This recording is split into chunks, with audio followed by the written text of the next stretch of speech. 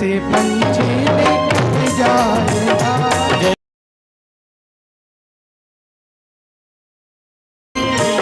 बाद में प्यारे पछताएगा, जब पिंजड़े से पंछी निकल जाएगा। जय हो पिंजड़े से पंछी निकल जाएगा।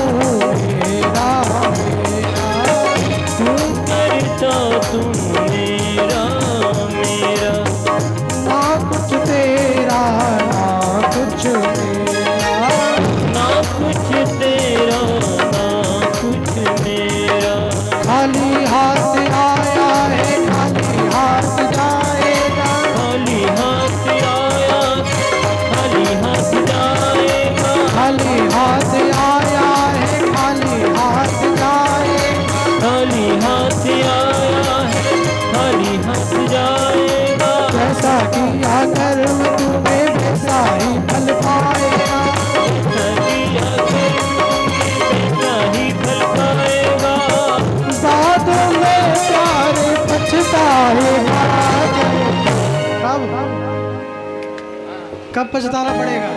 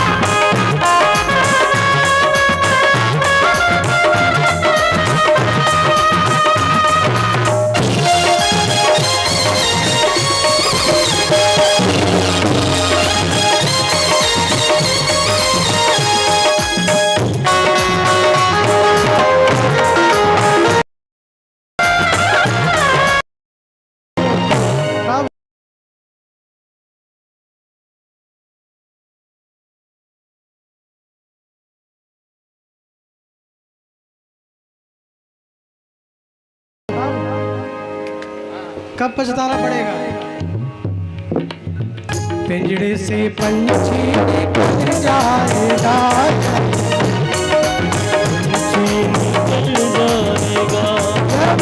पिंजड़े से पंछी निकल जाएगा। पिंजड़े से पंछी निकल जाएगा।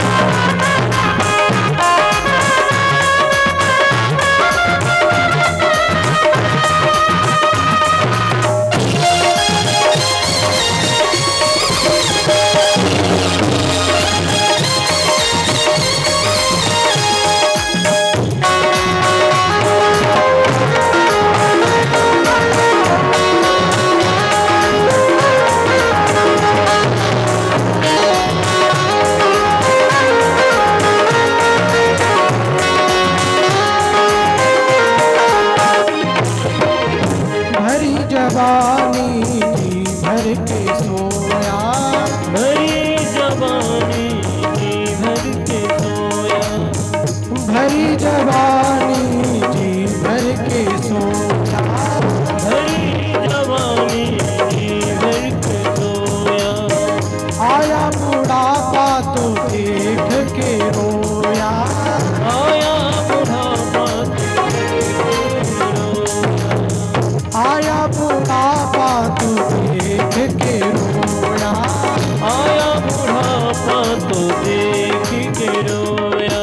प्रभु की नजर से तू बच नहीं पाएगा, प्रभु की नजर से तू बच नहीं पाएगा, प्रभु की नजर से तू बच नहीं पाएगा, प्रभु की नजर से तू बच नहीं पाएगा। आएगा बुढ़ापा तो घर घर कांपेगा, आएगा बुढ़ापा तो थर थर कांपेगा, आएगा बुढ़ापा तो घर घर कांपेगा, आएगा बुढ़ापा तो थर थर कांपेगा।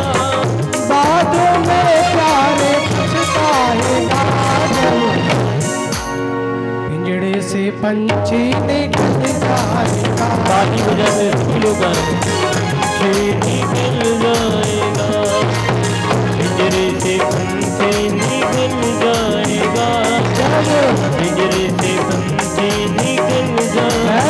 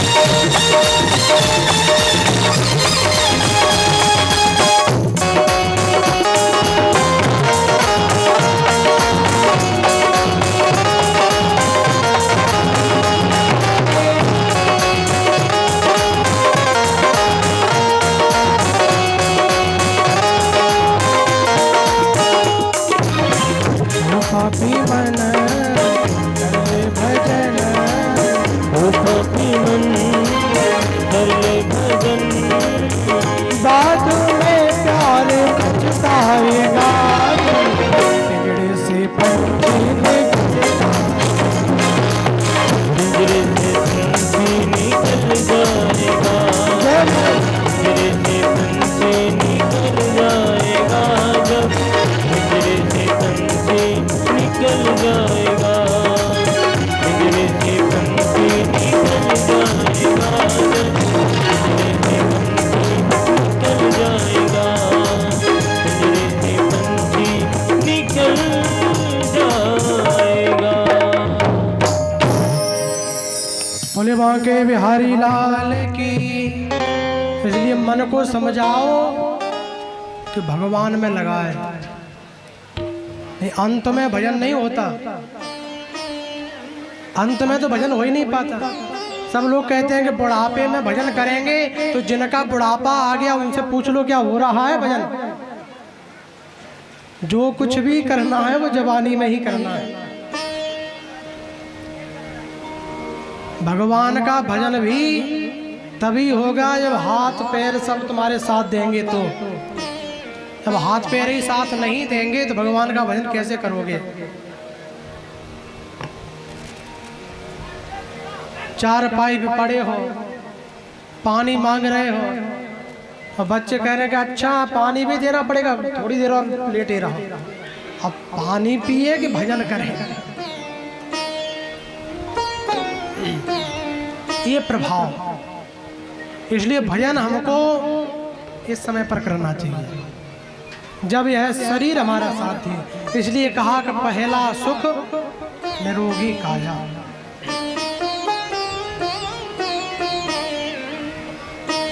इस कथा के बारे में वर्णन किया भगवान की भक्ति ही हमको भवसागर से पार आ रहे थे। तब तक कथा सुनाते सुनाते कहा कि एक बार की बात सुनो, देवर्षि नारद इस पृथ्वी पर एक बार आए।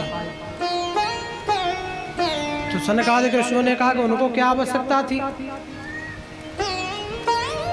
सूत जी कहते हैं कि भगवान बहुत बड़ाई करते थे कि हमारा पृथ्वी लोक इतना सुंदर है, इतना सुंदर है, मैं वहां जाके अवतार लेता हूं। तो उन्होंने कहा कि एक बार हम भी देख लें कितना सुंदर है। तो अहम तुम पृथ्वी यातो ज्ञात्वा सर्वोत्तमामिति। सर्वोत्तम माने बहुत अच्छा, बहुत अच्छा जान करके श्लोक में आया। लेकिन धन्य है यह लोग। बोले क्यों? बोले अजीब दशा। जब मैं इस लोक में भ्रमण करके बद्री विशालापुरी में पहुंचा तो वहां पर 4 कुमार मिले। एकदा ही विशालायाम चत्वारो ऋषियोमला। 4 कुमार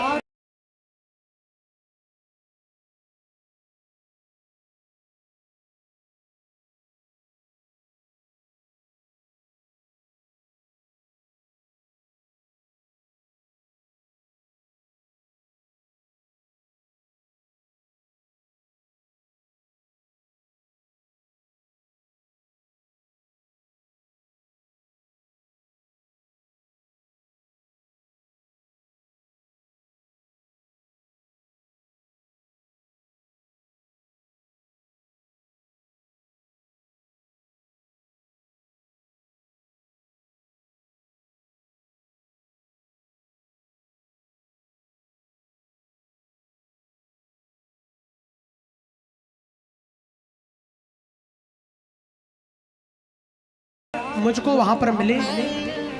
4 कुमारों ने पूछा कि हे देवर्षि नारद, आप कहां से आ रहे हैं? कथम ब्रह्मण दीन मुखा कुतश्चिंतातुरो भवान त्वरितम गम्यते कुत्र कुतश्चागमनंतम। पूज्य डॉक्टर शिवकर्ण पांडे जी महाराज वृंदावन की सबसे बड़ी विभूति 19 श्लोक के 4 अर्थ किए। व्याकरणाचार्य कहते थे कि 4 कुमारों ने 4 प्रश्न किए। कथम ब्रह्मण दीन मुखा, आप कहां से आ रहे हैं? क्या आपके मुखमंडल मुरझाया क्यों? कुतश्चिंतातुरो भवान, क्या चिंता है? त्वरते गम्यते कुत्र, किधर से आए हो? कुतश्चागमनम तव, कहां जा रहे हो? तो उन्होंने कहा कि वैसे तो सब ठीक है।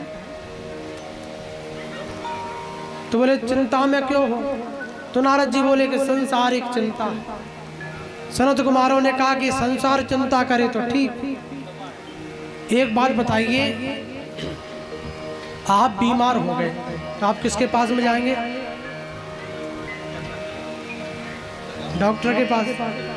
वैसे यहाँ तो जाने की आवश्यकता ही नहीं, यहाँ तो डॉक्टर हनुमाने बैठे हैं। तो डॉक्टर के पास जाएंगे। अगर कहीं डॉक्टर बोले कि हम खुद बीमार हैं और यही वाली बीमारी हमको है, वो सही नहीं हो रही, तो आप उनसे इलाज कराएंगे क्या? जब इन्होंने अपनी ठीक नहीं कर पाई।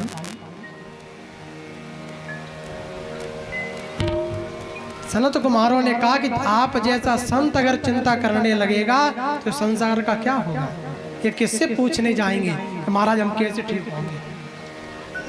आप पहले ही चिंता में बैठे हो, क्या बात है? तो उन्होंने कहा बात कोई बड़ी नहीं है, मैं इस लोक पे आया, इस पे इतना बड़ा अत्याचार हो रहा है कि हम क्या बताएं। पूछा क्या अत्याचार हो रहा है? बोले सुनो। अट्टशूला जनपद शिवशूला तुजत्तया। ये जो संसार है वो अनाज को बेच रहा है। किसको? और जबकि सबसे बड़ा पाप है अन्न को बेचना। अट्टशूला माने अन्न। अन्न अगर बेचने लग जाए तो मान लेना कि अब विनाश का समय आ गया। शिवशूला दुजातया।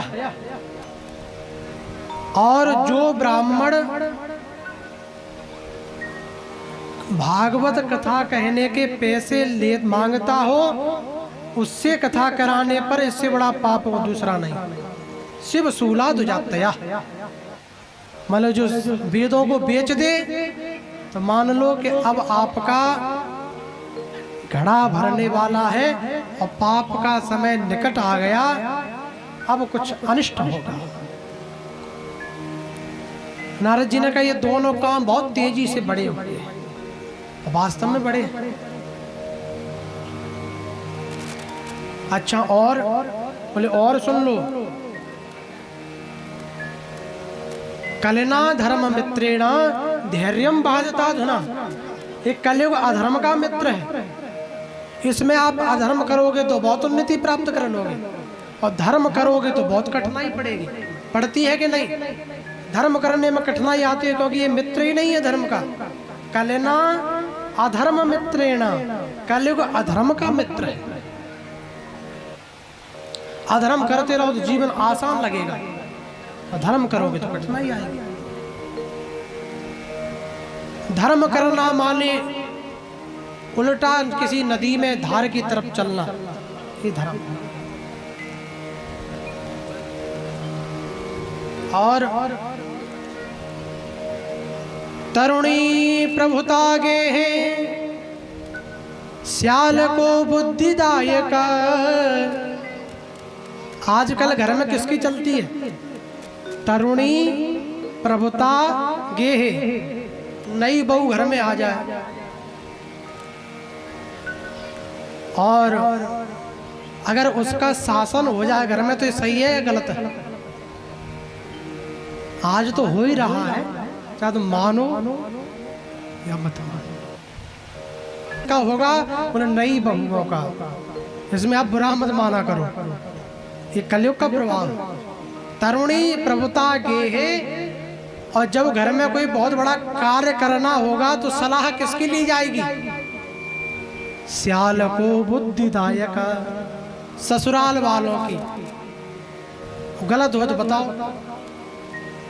कोई हाथ उठा दो कि ये बात गलत है तो साले साहब को बुलाया जाएगा कि ऐसा काम करना चाह रहे हैं, आप कहो तो कर ले। भाइयों से नहीं पूछेंगे, बोले वो कौन सा दे रहा है तो साला कौन सा देने आ रहा है। लेकिन हाँ, चलनी भी चाहिए। अगर साले साहब की मान रहे हो तो कब? जब अर्जुन के पास कृष्ण रूपी साले हो तब माननी चाहिए, अन्यथा कभी नहीं मत मानो। क्योंकि ब्रज की एक कहावत है कि दीवाल बिगारी आरे ने और घर बिगाड़ो। हम तो नहीं कहेंगे, मंच से आपने कह दिया, तो ये सत्य है। तरुणी प्रभुता के है श्याल को बुद्धिदायका, कन्या विक्रीयणो लोभात। आजकल बिना क्रय विक्रय के ब्याह नहीं हो रहा। आप अपनी कन्या का विवाह करने जाओ तो आपको ऐसा लगेगा कि हम दुकान पर सौदा कर रहे हैं। बोले हम इतना लेंगे, बोले हम तो इतना दे पाएंगे, बोले ये चीज़ और चाहिए, ऐसी चाहिए, उसमें ये चाहिए, ये डिमांड है। तो क्रय विक्रय होने लगा, लेन देन बेचा बाची होने लगी। बिच रही है कि नहीं? और जहाँ पर कन्या का क्रय विक्रय होने लगे तो भागवत का प्रमाण है कि कन्या विक्रीयणो लोभात दंपत्ति नाम च कल्पनम। उस पति पत्नी के जीवन में कभी कलेश मिट नहीं सकता, चाहे ब्रह्मा जी भी साक्षात आके रहने लगे, उनके जीवन में हमेशा कलेश बना रहेगा। इस कलेश को कोई नहीं मिट सकता। और जिनका क्रय विक्रय हो गया है, अब विवाह हो गया, आज भी कलेश मचा हुआ है, वो क्या करें? तो उनके लिए एक उपाय बता दे रहे हैं। उस उपाय को कर लेना तो तुरंत आराम।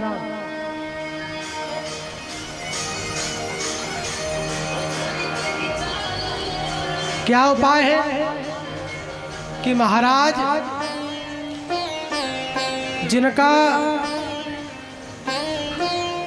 कलेश कभी दूर नहीं होता, जीवन में कलेश ही कलेश रहता है, छोटी छोटी बात पे लड़ाई हो जाती है, तो सायकालीन बेला में सूर्य अस्त से पहले कपूर लेकर के और उसमें देवी किसी देवी के नाम से कुमकुम डाल करके किसी दीपक में, मिट्टी के दीपक में कपूर रख दो, थोड़ी सी कुमकुम डाल देना और उसको शयन कक्ष में रख देना सर की तरफ। और प्रातः काल होते ही जिस समय सूर्य उदय हो रहा हो उस समय बाहर देहरी पे रख के उस कपूर को जला देना, तो पति पत्नी का क्लेश नष्ट हो जाएगा, कभी क्लेश नहीं होगा, दूर हो जाएगा। ये उपाय कर लेना। और एक बहुत बड़ी बात बताएं, जो व्यक्ति अपने जीवन में परेशान रहते हैं ना, हमेशा परेशान रहते हैं, और या फिर उसके घर में कोई व्यक्ति रोगी रहता है, जो रोग से ग्रसित रहता है, ये बिल्कुल शास्त्रों का प्रमाण बता रहे हैं, गारंटी से 100%। किसी के घर में सीढ़ी चढ़ी हो, सीढ़ी चढ़ी है, सीढ़ी के नीचे स्नान करने की अगर जगह होगी तो उस घर में कभी रोग दूर नहीं हो सकता। ये 100% गारंटी की बात है। अगर कोई रोग दूर कर दे तो गारंटी, सीढ़ी के नीचे स्नान घर होगा तो उस घर में एक न एक व्यक्ति रोगी रहेगा। और ये प्रमाण दे रहे हैं, आज तो पहला ही दिन है, अगर इसको कोई हटा दे तो तीसरे दिन से ही उसमें लाभ चालू हो जाएगा। दवा नहीं लग रही होगी तो दवा लगना चालू हो जाएगी, ये प्रमाण है। और नहीं इतने लोग बैठे हैं, इसमें से कोई व्यक्ति खड़ा हो जाए कि जिसके घर में सीढ़ी के नीचे स्नान घर हो उसके घर में सब सही हो, तो कोई व्यक्ति ऐसा नहीं होगा, इसमें गारंटी से कह रहे हैं। कुछ ना कुछ परेशानी बनी ही रही।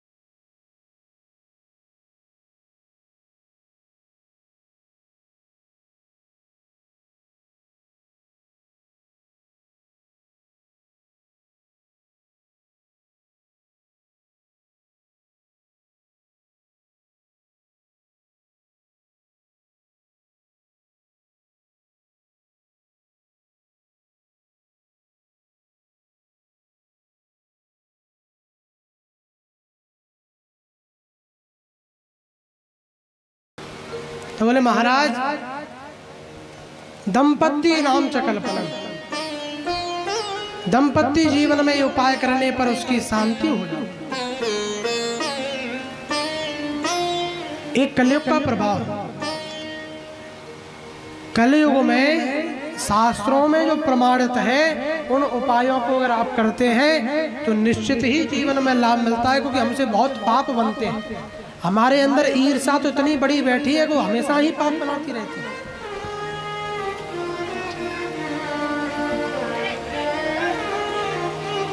आजकल लोग सबसे ज्यादा भूत बाधा से परेशान हैं। इतनी परेशानी है कि महाराज समस्या ही बनी रहती है। और किसी के यहाँ पर जाओ सही कराने के लिए तो बहुत दूसरी समस्या उत्पन्न कर देते हैं। तो जिसके घर में भूत बाधा हो उसको हम एक बात बता रहे हैं जिससे आप खुद पहचान सकते हो। बताओ, बता दें क्या?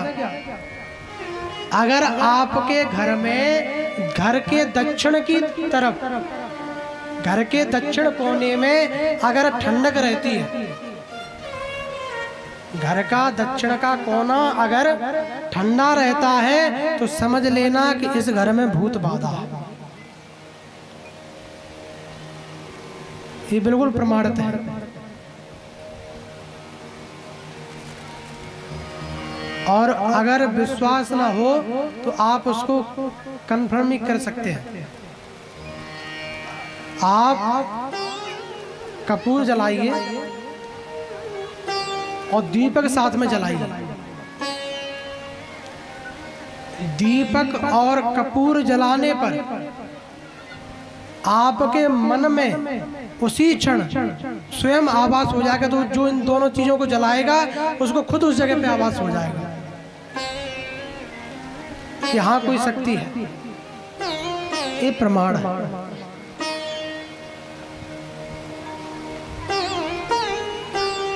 और अगर ऐसी बाधा हो तो जिसके घर पर तुलसी मुरझा गई हो, सूख गई हो, सूखी हुई तुलसी से उसके लकड़ी जो सूख जाती है उसको तोड़ करके उसकी बत्ती बना करके उसके ऊपर थोड़ी रुई लगा करके उसकी बत्ती बना के घी में उसको डुबो करके और 3 रात्रि तक उस दिशा में जला देना तो भूत बाधा खत्म हो जाएगी, शांत हो जाएगी और दोबारा उस घर में कभी वह बाधा प्रवेश नहीं करेगी। महाराज आजकल लोग इसी से परेशान हैं। दंपति पत्नी में तो कलेश इतना मचा है कि जिसकी वजह से आजकल लोग बाबा ज्यादा होने लगे।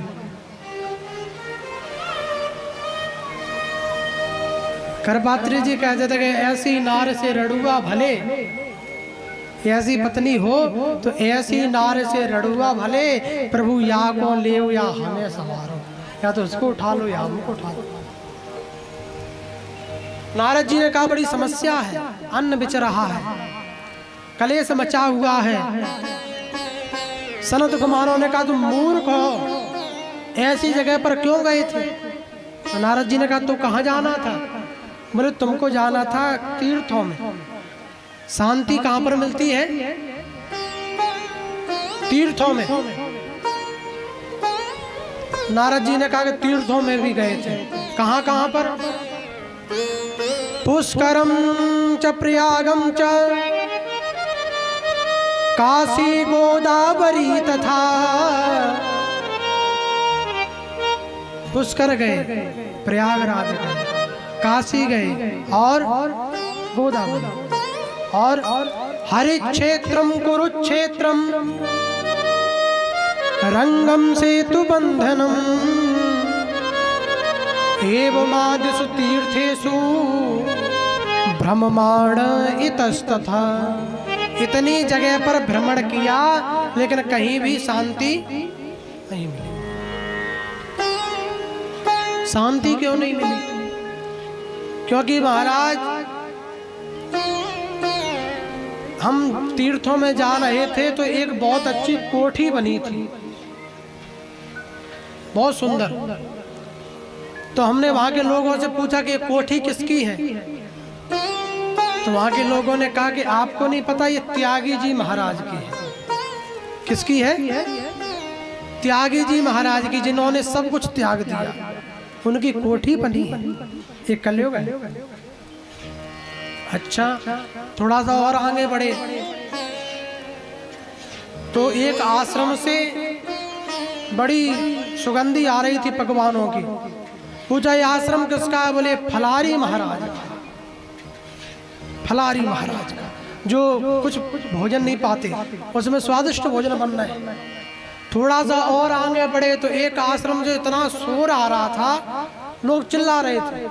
पूछा ये आश्रम किसका है? तो किसी ने कहा ये आश्रम मौनी महाराज का है, इसमें रहने वाले सब मौन धारण किए। उसी आश्रम से शोर हो रहा। थोड़ा सा और आगे गए तो आगे जाके देखा तो बच्चे खेल रहे थे। पूछा कि बच्चे किसके हैं? बोले ब्रह्मचारी महाराज के। ब्रह्मचारी महाराज के बच्चे खेल रहे हैं। ये कलयुग है।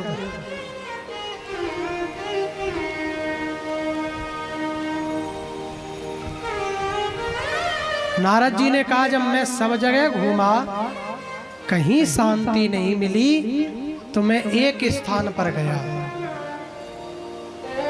कहां पर?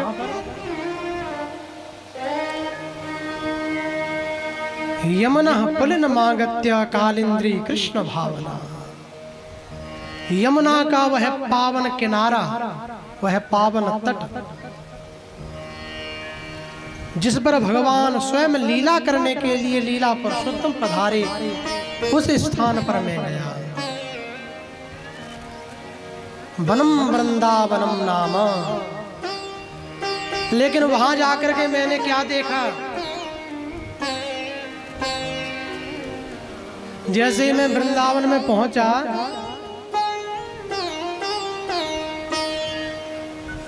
तो भक्ति वहां पर निवास करती है वृंदावन। अब वृंदावन का जब नाम आ जाए तो मान लो कि हमारे अंदर साक्षात भक्ति विराजमान है। तो बताइए वृंदावन चले या यहीं पे कथा सुन लें? चलें क्या वृंदावन? किस किस को वृंदावन चलना है यहीं से? हाथ उठा के बताओ। हम तो जा रहे हैं। चलो रे मन श्री वृंदावन धाम। चलें क्या? चलो रे मन श्री वृंदावन धाम, रटे जहां नवल किशोर को नाम। हाथ यह दुनिया सारी, होत सब जीव सुखारी। हाथ यह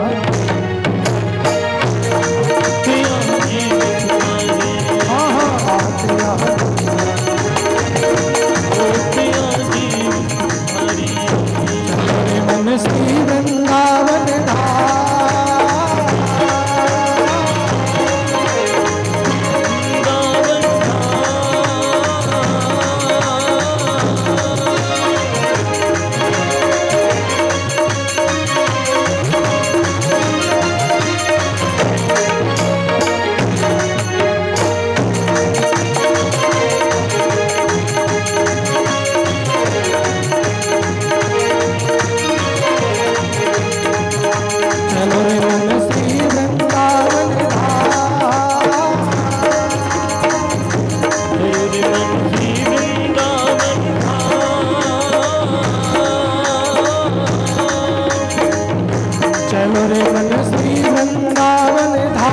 रटेंगे राधा कृष्ण को नाम। हाथ यह दुनिया सारी, होत सब जीव सुखारी।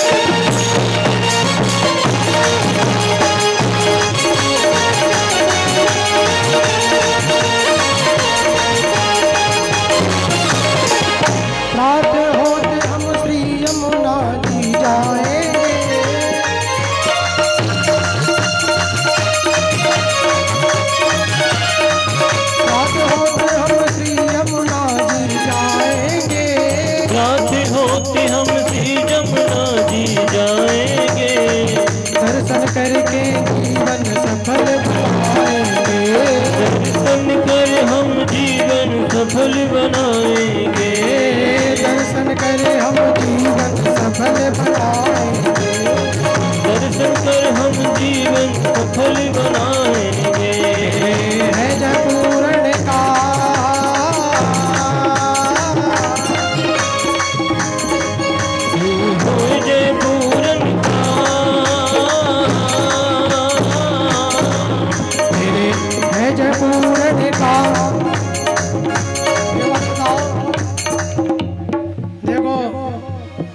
जब तक ताली नहीं बजेंगी तब तक तो भजन में कैसे आनंद आएगा।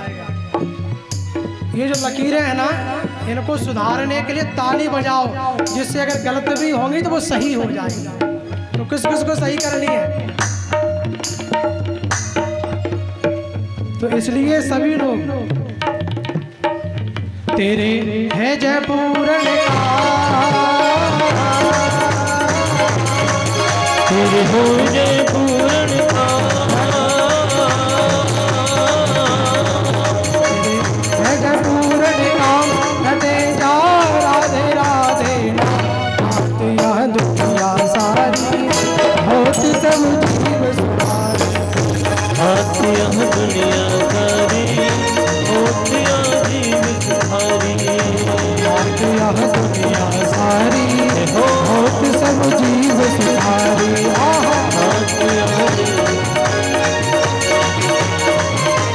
मनवा के बिहारी लाल की।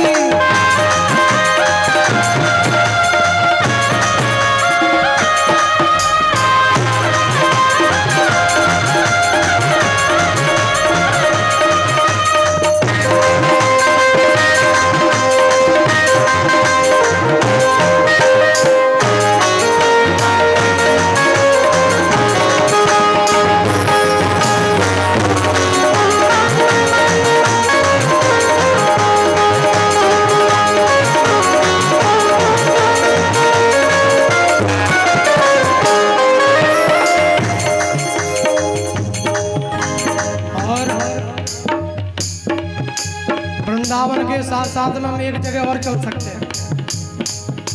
अगर भक्ति प्राप्त करनी है तो वृंदावन चलना है, और रोग नष्ट करने हैं तो कहां पर चलना है? चलो रे मन श्री तंदिरौआ धाम, चलो श्री तंदिरौआ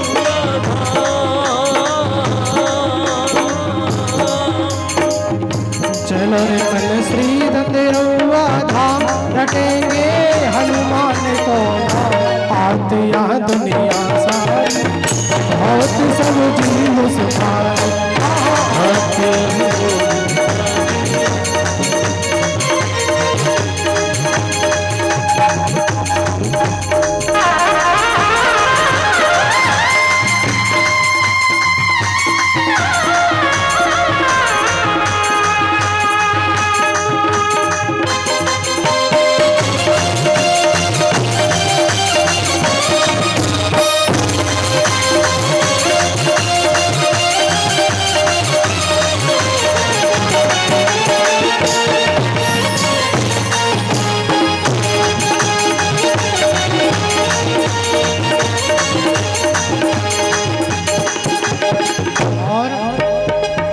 रात होते हम श्री दर्शन को पावेंगे,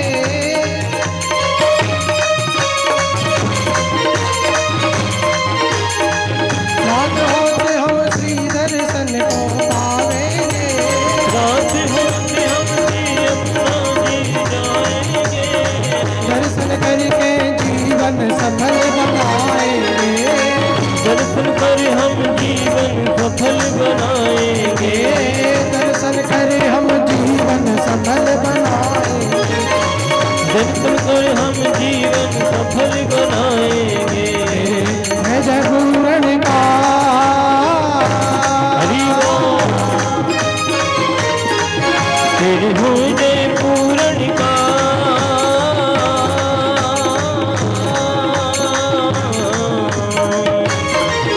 तेरे है जय पूरण काल, रटे जा हनुमान को नाम, आत यहाँ दुनिया सारी होत सब जीव सुधारी। हाथ यह दुनिया सारी होतिया जीव सुधारी। हाथ यह दुनिया सारी होतिया जीव सुधारी।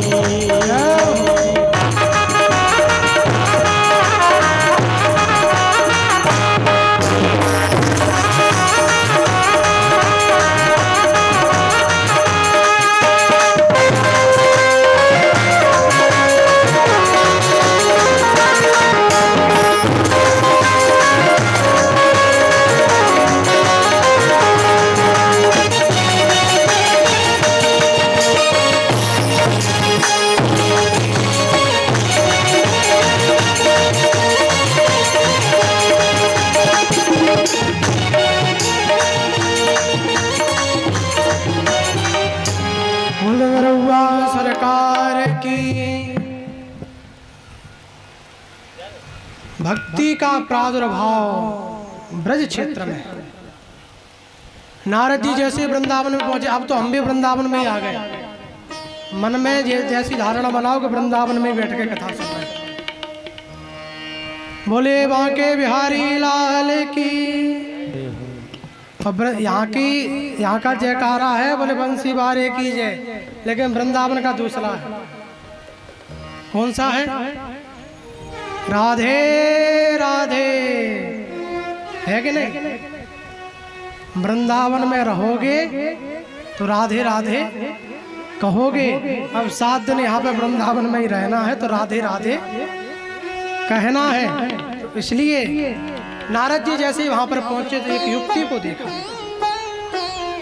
जो कि नवयौवन है, अपनी गोद में 2 वृद्ध पुरुषों को लेटाए हुए यमुना के तट पर बैठी है। बहुत सी सुंदर देवांगनाएं, देवताओं की पत्नियां चमर ढला रही हैं, देवता जल भर के पिला रहे हैं। नारद जी ने देखा ऐसी कौन युक्ति है जिसकी सेवा में देवता लगे हुए। नारद जी जब उसके पास में गए, लेकिन जैसे ही पास में पहुंचे तो नारद जी को लगा कि संत को, सन्यासी को किसी स्त्री के पास नहीं जाना चाहिए, यहाँ जाना ठीक नहीं, वापस चलो। और जैसे ही वापस लौटने लगे तो उस युवती ने आवाज लगाई, भो भो साधु क्षणम तिष्ठ। एक क्षण के लिए ठहरी है। नारद जी ने कहा क्यों? बोले मत चिंता मपि नाशया, आपके एक क्षण ठहरने से मेरी चिंता का विनाश हो जाए। नारद जी ने कहा एक क्षण में मैं तुमको क्या बता दूंगा? तो उन्होंने कहा बताना कुछ नहीं है। तो बोले दर्शनम तवलोकस्य सर्वदा गहरम परम, आप जैसे संत के तो दर्शन मात्र से ही दुख दूर हो जाते हैं। अच्छा कौन हो ये? वृद्ध कौन है? यहाँ पर क्या कर रही हो? ये युक्तियां कौन है? एक श्वास में कई प्रश्न नारद जी ने पूछ डाले। उन्होंने कहा कि आप शांति रखिए, मैं सब बताती हूँ कि मैं कौन हूँ, ये वृद्ध कौन है, ये सब कौन है। नारद जी ने कहा बताओ। तो भक्ति देवी ने कहा अहम भक्ति ऋतिख्याता ही मऊ में तनयो मतो, मैं भक्ति हूँ। ये कौन है? ज्ञान वैराग्य नामानो काल योगे न जर जरो, ये ज्ञान और वैराग्य है जो कि मेरे पुत्र है। नारद जी ने कहा बिल्कुल गलत, आप 16 वर्ष की, ये 80 वर्ष के, या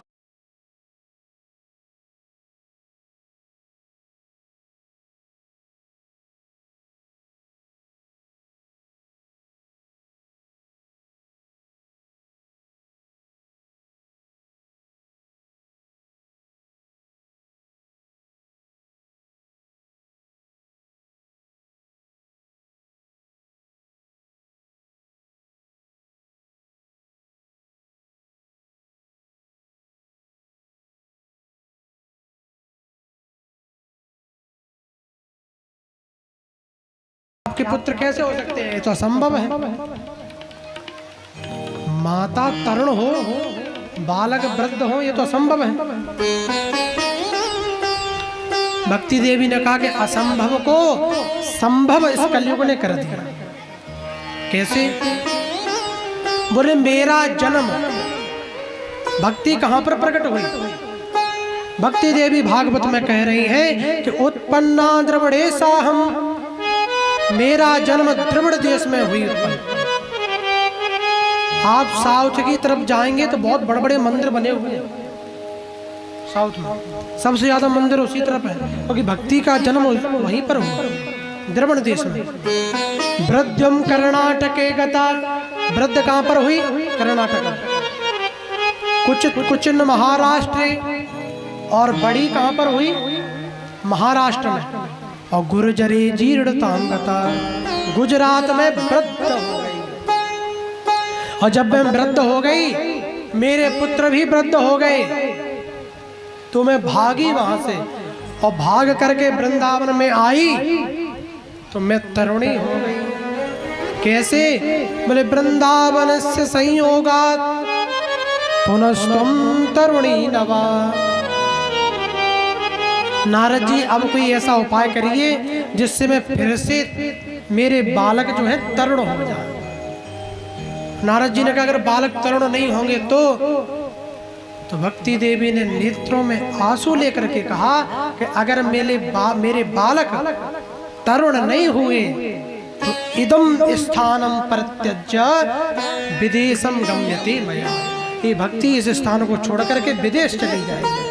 और जैसे नारद जी को पता लगा कि भक्ति विदेश चली जाएगी तो देश में भक्ति कौन करेगा, प्रणाम किया कि नहीं, मैं जैसे भी होगा मैं संकल्प करता हूं कि इस संसार में आपकी स्थापना करा के ही रहूंगा। नारद जी ने कई उपाय किए। वेद वेदांत घोषिच गीतार पाठेर महुर महु। कई बार वेद पढ़े, गीताएं पढ़ी और कुछ नहीं हुआ। परेशान हो गए संतों के। तब तक आकाशवाणी हुई कि नारद जी सत्कर्म करोगे तो तरुण हो जाएंगे। अब सत्कर्म का तो बता दिया, ये नहीं बताया कि सत्कर्म क्या।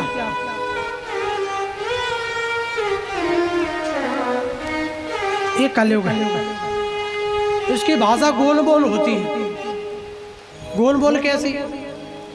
कोई व्यक्ति बाजार में जा रहा था गाड़ी लेके, तो ट्रैफिक पुलिस वाले ने पकड़ लिया। उनसे कहा कि कागज दिखाओ, तो उन्होंने कहा वो तो नहीं है। तो उन्होंने कहा तो फाइन लगेगा। उन्होंने कहा हाँ फाइन लगा दो। तो फाइन लगा दिया। और जब फाइन लगाया तो उन्होंने कहा कि आगे अगर कोई रोकेगा तो उन्होंने कहा कि मैं पर्ची देता हूँ, उसको दिखा देना तो आज तुमको नहीं रोकेंगे। ठीक है, पर्ची लेकर के चले गए। आगे फिर रोक लिए, कागज दिखाओ। बोले कागज नहीं है, पर्ची है। बोले तो पर्ची दिखाओ। और जब पर्ची दी तो उस पर लिखा था रोको मत जाने दो। क्या लिखा था? रोको मत जाने दो। लेकिन पढ़ने का तरीका अलग हो गया। उसमें हलंत कहीं और लगा था, रोको के बाद ही लगा दिया फुल स्टॉप। तो उसमें हो गया रोको मत जाने दो। शब्द एक ही है। उनका लिखने का भाव था रोको मत जाने दो, लेकिन रोको मत जाने दो यानी कि पढ़ने में अलग हो गया तो उनको फिर रोक लिया। तो कलयुग की एक गोल मटोर भाषा है। तो यही कहा सत्कर्म करो, लेकिन करें क्या ये नहीं बताया। नारद जी भटकते घूम रहे थे। सनत कुमार बद्री विशालापुरी में मिले। सनत कुमारों ने कहा कि इतनी सी बात है। बोले इतनी सी बात नहीं है, कलयुग का इतना प्रभाव है। आजकल का वास्तविक कलयुग क्या है आपको बताएं? वास्तविक कलयुग है कि एक व्यक्ति गन्ने के खेत के पास से गुजर रहा था, तो उसके मन में आया कि गन्ना थोड़ा ले लिया जाए। तो उसके मन में आया कि ऐसे नहीं, बिना पैसे दिए हम कोई वस्तु नहीं ले सकते। तो उसने उस मालिक को ढूंढा, लेकिन मालिक मिला ही ना। तो उसके मन में आया एक काम करते हैं, पैसे यहीं पर रख देते हैं, गन्ने को तोड़ लेते हैं। जब मालिक आएगा अपने पैसे को देखेगा तो प्रसन्न होगा। तो पैसे रख दिए, गन्ना तोड़ करके जाने लगा। तब तक एक काला काला पुरुष सामने से आ रहा था। उसने कहा राम राम भैया, ये गन्ना लाए या शायद आपका ही खेत है? तो उसने कहा हाँ है तो मेरा ही। बोले पैसे रख दिए हैं। बोले चलो दिखाओ कहाँ पर रखे। तो उसने कहा चलो। साथ में लेकर के आए तो यहाँ पे पैसे रखे तो वहाँ पर रखे मिल गए। उसने कहा ये रखे। तो उस पुरुष ने कहा, जो व्यक्ति मिला था, उसने कहा इन पैसों को उठाओ। पैसे उठा लिए। बोले अपनी जेब में रखो। उसने जेब में रख लिए। मालिक ही कह रहा। कितने गन्ने तोड़े थे? बोले एक। बोले 4-5 और तोड़ो। तो उसने कहा क्या दिक्कत है? 4-5 और तोड़ लिए। बोले इनको ले जाना। ठीक है। बोले और रुको। क्यों? बोले 10-15 गन्ने और तोड़ो। तो उसने दोबारा से तोड़े। बोले इनको फेंक दो। उसने फेंक दिए। मालिक कह रहा है अब क्या करें? बोले अब जाओ। तो उसने कहा आपका खेत है? बोले खेत तो मेरा ही है, मैं कलयुग हूँ, मेरे यहाँ तुम सतयुग वाले काम कर रहे हो, पैसे रख के चले गए। नहीं, पैसे जेब में रखो, खाओ, तोड़ो, फेंको, चले जाओ। एक कलयुग है। सतयुग, कलयुग में आप सतयुग वाले काम करोगे तो परेशान हो जाओगे, इसमें तो कलयुग वाले ही काम करना है ना। ऐसा ही करते हैं कि नहीं, दूसरे का है तो खाएंगे, फेंकेंगे, उखाड़ेंगे। एक कलयुग है।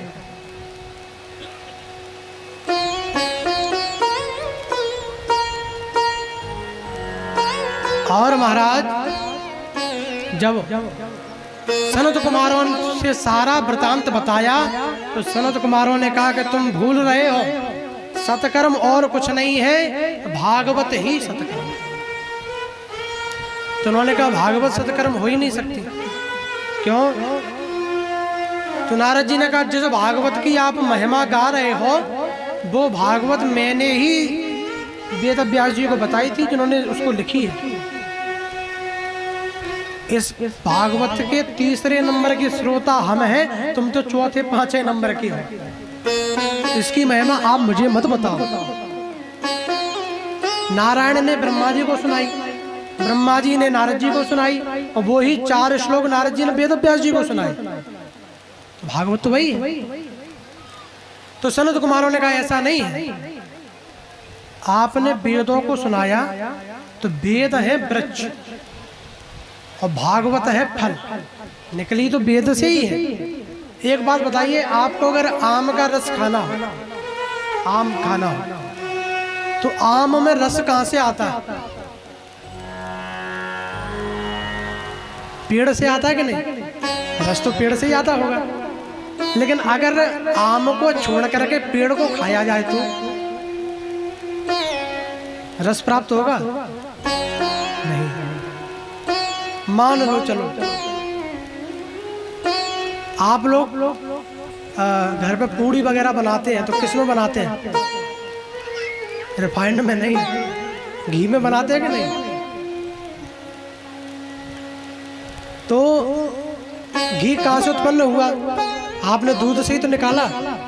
तो इसका मतलब दूध में पहले से घी है। अगर पहले से ना होता तो निकलता कैसे? तो अगर पूरी सेकनी हो, घी ना हो और दूध रखा हो, तो दूध में ही तो घी है, तो सीख सकती है क्या? अगर दूध डाल दिया जाए तो उसमें पूरी सेके, एक आध बार ट्राई किया किसी ने? ट्राई किया है क्या? नहीं किया, सीखेंगी भी नहीं। हमने किया है ट्राई, वो नहीं सीखेंगे। दूसरी बात, जैसे मान के चलो गन्ने का रस होता है तो उसी से गुड़ बनता है, उसी से शक्कर बनती है। लेकिन क्या शक्कर का गुड़ का स्वाद एक है? नहीं, अलग अलग है कि नहीं? और जबकि उसी से बनी है दोनों चीजें। इसी प्रकार यह भागवत वेद से तो निकली है, लेकिन ये रस है वो वृक्ष है। आप अभी वृक्ष को खबा खबा के आए हो, इसलिए वो सही नहीं हुए हैं। अब इस रस को खवाइए।